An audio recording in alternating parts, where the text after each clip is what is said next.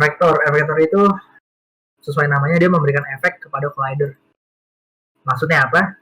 Nah ini menarik banget nih, efektor ini menarik banget karena aku sendiri ini juga baru tahu belakangan ini ya.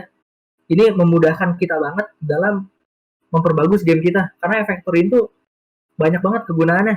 Jadi kayak kegunaan-kegunaan asik yang biasa ada pada suatu game itu bisa banget dipakein dengan efektor ini. Bener-bener banyak banget kegunaannya ini. Nah ini aku contohin aja nih salah satu ya. Simple banget juga makanya agak ribet. Jadi kita nggak perlu. Jadi ibaratnya ini kayak nggak perlu bikin script gitu lah. Nah ini aku ada objek bubble. Nah kalau misalnya aku lewatin, dia mental. Nah gitu. Mentalnya juga bukan karena partikel ini ya. Partikel ini tuh aku bikin dari partikel sistem ini. Jadi kalau aku matiin, nggak masalah. Tapi dia tetap mental. Yang mempengaruhi itu tadi efektor. Sini aku bikin objek namanya area efektor. Gimana cara kerja efektor ini? Nah, khusus yang area efektor ini, cara kerjanya, dia itu aku jelasin dulu satu-satu di sini. Force angle ini tuh arah pemberian force-nya. Kalau misalkan dia 180 derajat, berarti dia ya udah 180 derajat. Nah, dia ke arah situ dikasih force-nya. Nah, ke arah situ ya. Kalau misalkan dia 0 derajat, nah berarti dia force-nya ngasih ke arah 0 derajat. Misalkan aku ngasih 270 derajat, kita cek, dia ke bawah aturan nih. Nah, ke bawah. Jadi ini derajatnya standar. Ini kenapa dia ke atas? Bukan karena bentuk collidernya, tapi karena angle-nya. Force magnitude ini dia seberapa kencang diberikan force bagi objek yang lewatin collider ini. Misalkan aku di sini ke 900, ini mental nih aturan. Nah, mental kan dia. Gitu. Untuk force variation, dia itu variasi. Nah, ini variasi nih. Maksudnya apa? Jadi kalau misalkan aku masukin di sini 5, force magnitude-nya ini bisa beragam. Dia bisa 20, bisa 20 plus 1, bisa 20 plus 2, sampai 20 plus 5. Ditentukan secara random. Jadi misalkan di sini aku masukin min 20, dia bisa 20, bisa min 19, enggak deng. Misalkan aku di sini masukin min 40 deng. Jadi dia di sini bisa 20 plus min 1, bisa 20 plus min 2, bisa 20 plus min 21, kayak gitu-gitulah pokoknya. Nah, jadi bervariasi gitu. Nah, ini berarti kebetulan nih min 20 nih kayaknya, soalnya dia nggak dikasih force, jadi sama dengan 0 force magnitude-nya. Gitu. Ini force target, ini ada rigid body, ada collider. Berarti kalau rigid body dia memberikan force ke tengah-tengah objeknya. Tapi kalau collider dia memberikan ke sisi-sisi collidernya. Nah, untuk pakai efektor ini aku coba hapus dulu ya efektor. Ini box collider juga aku hapus. Nah, misalkan aku mau kasih efektor tadi nih, area efektor. Efektor itu banyak jenisnya, tapi kita pakai di sini area efektor nih karena paling cocok. Ini btw bubble-nya nyalain aja biar menarik. Nah, ini diperhatiin ya, area efektor ini makanya nggak bisa langsung. Jadi pertama dia ada warning. This efektor will not function until there is at least one enable 2D collider. Udah kita tambahin 2D collider. Collider 2D. Nah, kita bikin di sini collidernya itu kita tinggiin ya sesuai dengan objek bubble-nya. Ini layak anggap aja. Nah, saat ini collidernya kayak masih collider biasa kan. Dia masih kayak tembok. Nah, gimana caranya biar nggak kayak tembok? Kita di sini harus pakai juga ini, dan wordingnya juga belum hilang kan. Nah, dia di sini bilang harus pakai use by effector. Nah, ini kita centang nih use by effector-nya. Nah, oke. Tapi udah bekerja belum? Coba kita lihat. Nah, belum bekerja. Kenapa? Karena masih ada error juga di sini. The collider has is trigger unchecked. Nah, dia ini mengharuskan collidernya itu bentuknya is trigger biar bisa dilewatin, biar nggak kayak tembok. Nah, udah kita nyalain is trigger, udah deh, dia bisa gerak. Gitu. Mana nih, karena nggak ada yang lewat. Coba kita coba lagi. Nah, ini settingnya sama ya, is trigger, use by effector. Nah, kalau misalkan is trigger udah nyala, use by effector udah nyala, nah udah deh. Jadi setiap objek yang collidernya nyentuh collider kotak ini, dia akan terpengaruh dengan efektor. Gitu. Nah, ini aku bakal nunjukin beberapa jenis efektor. Ini menarik banget, ada efektor yang cara kerjanya itu kayak gravitasi planet ya. Jadi kalau misalkan kalian mau bikin kayak black hole atau apa gitu, keren nih, bisa banget pakai efektor ini. Nah, pertama tadi area efektor udah ngerti ya cara kerjanya. Nah, terus di sini ada namanya buoyancy effector. Ini cara kerjanya kayak gini, kita lihat. Buoyancy itu kan artinya apa sih? Dia tuh buoyancy itu daya apung ya kalau nggak salah. Daya apung ya gitu lah. Nah ini kayak gini caranya. Nah dia kayak air. Jadi kalau misalkan, nah gini ya, dia kayak air. Jadi efektornya ini memberikan efek ke si kotak ini bahwa ini tuh mempunyai efek air kayak gitu. Ini namanya ini buoyancy effector. Nah gitu ya kayak air. Oke, pemakaiannya sama. Ini is trigger, use by effector. Sini bisa kalian edit density dari airnya. Nah ya ini kan kata Mas Ari kan ini di permukaan ya. Nah ini kita bisa ngasih jadi seakan-akan dia ada di dalam. Ini tinggal kita density-nya aja kita edit. Density ini kan ketebalan apa sih? Kepadatan ya. Jadi kalau misalkan ikan lebih padat, dia bakal tenggelam. Kalau misalkan ikan lebih nggak padat, berarti dia akan mengapung gitu. Nah ini surface level ini tingkat permukaan. Ini kayak, nah ya nih. Nah ini berarti tingkat permukaannya di sini. Gitu aja sih. Nah ini buoyancy effector. Sini ada platform effector.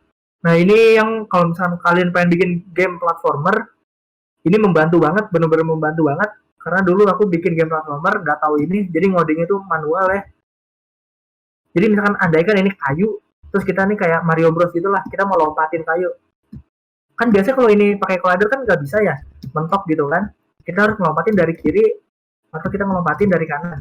Nah tapi kalau misalkan pakai buoyancy effector, pakai platform effector ini, kita bisa nembus dari bawah, tapi nggak bisa ngelewatin dari atas. Udah kebayang kan ya cara kerjanya ya? Nah jadi kita bisa nembus kayak gini. Nah kayak gitu. Ini keren banget karena bener-bener memudahkan kalau kita pengen bikin game apa namanya platformer gitu. Terus ini angle-nya bisa diganti-ganti ya. Bisa misalkan ini 0 derajat. Nah itu kayak Jo pernah pakai tuh. Nah kalau 0 derajat berarti dia nggak bisa apa aturan nggak bisa kiri. Ini ya gitulah pokoknya. Oh ini misalkan aku bikin tadi kan 180 ya. Kalau misalkan min 180 itu gimana ya?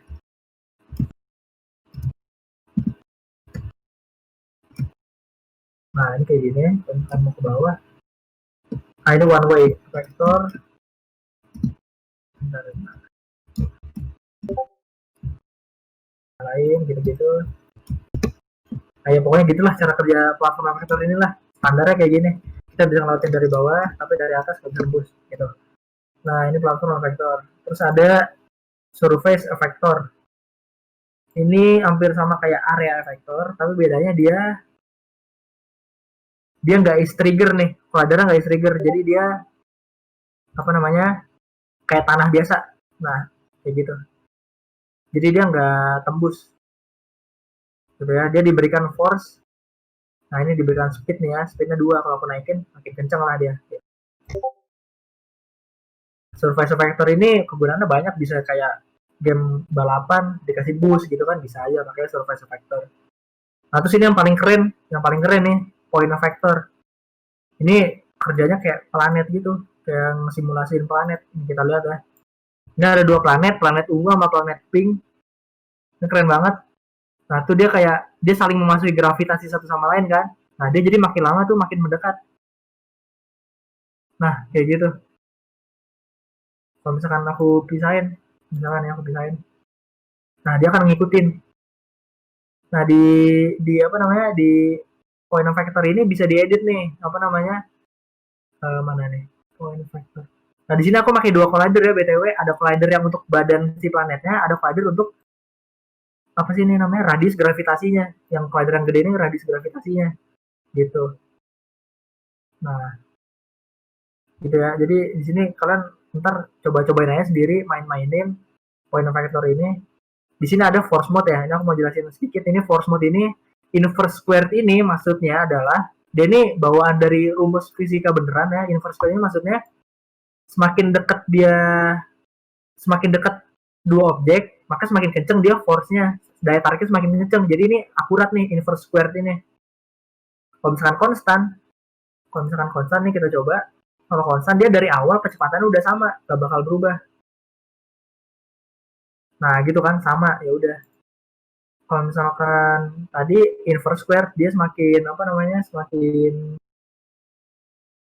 nah ini semakin dekat semakin baru semakin kenceng, itu inverse square. Nah, ini menarik banget sih ini point of factor ini. Kalau yang mau bikin game Naruto nih ada karakter paint nih bisa banget pakai ginian buat habis itu namanya, nah itu Jira Tensei gitu-gitu lah, keren sih sini. Nah oke, terus itu point of factor. Sampai sejauh ini ya factor baru ada segitu ya, baru 1, 2, 3, 4, 5 sama tadi area factor. Sekian efektor kayak gitu. Ada yang mau ditanyain dulu nggak nih sebelum kita tutup tentang efektor atau tentang semuanya deh, karena ini udah penghujung acara kan. Ada yang mau ditanyain nggak tentang apa namanya materi apapun gitu? Partikel tadi gimana, Bal? Aku Apa? cari partikel. Apa? Partikel. Partikel. Oh ada ya partikel? Yang bubble tadi loh. Oh partikel. Oh mau nanya partikel ya, boleh boleh. Iya, partikel. Tadi tuh di fisik efek mana sih fisik. Ini partikel juga ini hal yang gampang di Unity, gampang diimplementasi, terus bikin game kalian bisa jauh lebih keren. Karena simple banget. Nah, ini cara makainya ini kita di sini effects. Jadi ini klik kanan, effects, particle system. Nah, ini udah nih jadi nih partikel kan. Gini aja udah keren gak sih kayak udah ada partikel. Nah, di sini kalian mainin aja deh nih, edit. Misalkan ini shape-nya ini cone, ada yang shape-nya donat kayak gitu. Sphere. Nah, ini kalian main-main aja sih. Nah, gitu. Ini particle system ini. Tapi kalau misalnya terlalu banyak dipakai bisa jadi berat sih ini. Tapi keren ya. Ini jadi mau gimana kan? Itulah. Oke, ada lagi yang mau ditanyain tentang apapun? Balik lagi factor mungkin. Sebelum lanjut ke Kahoot nih, kan kita programmer game nih. Dimulai dengan belajar, diakhiri dengan sebuah game Kahoot gitu loh. Prinsipnya. Sebelum kita lanjut ke Kahoot, ada yang mau ditanyain nggak?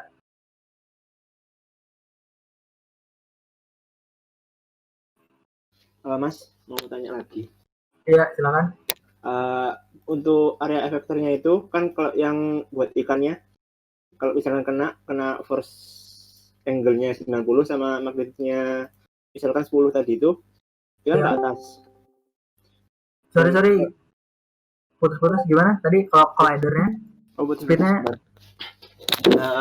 Buat yang area efektornya itu tadi. Ini ya, player ya? Yang ke atas. Oh, yang bubble tadi? Ya, nah itu kalau misalkan habis keluar dari area efektornya tadi, kecepatannya balik apa tetap kayak gitu? Sorry, gimana kalau di area efektornya apa? Kalau misalkan kena efektornya kan, misalkan yang di situ force magnitude-nya 20. Oh ya, yang atasnya kan minus 20. Kalau misalkan habis keluar dari efektornya itu tadi, kecepatannya balik apa tetap 20 itu? Oh gitu. Oh iya nih, apa namanya, kalau itu kecepatannya itu dia makin lama makin berhenti. Nah gitu ya. Kenapa makin lama makin berhenti? Karena player ini punya linear drag. Andaikan linear dragnya 0. Nah ini dia bahkan gerak biasa aja. Nah, udah deh dia lama tinggal gitu kan sampai atas, sampai ini pulang deh. Gitu. Oh gitu. Jadi kalau misalkan ada linear drag-nya bisa berhenti, tapi kalau misalkan nggak ada tetap lanjut terus ke atas itu. Ya lanjut terus. Jadi kalau misalkan di movement translate tadi kan kita kan untuk ngebatasin movement itu kan harus diginin ya, arah .x sama dengan 0, arah .y sama dengan 0. Tapi kalau misalkan di movement physics, movement velocity based movement, kita biar realistis nggak usah digituin, kita kasih aja drag kan. Oh di dunia nyata kan juga ada dragnya ya, bahkan di udara pun ada dragnya kan kita gerak.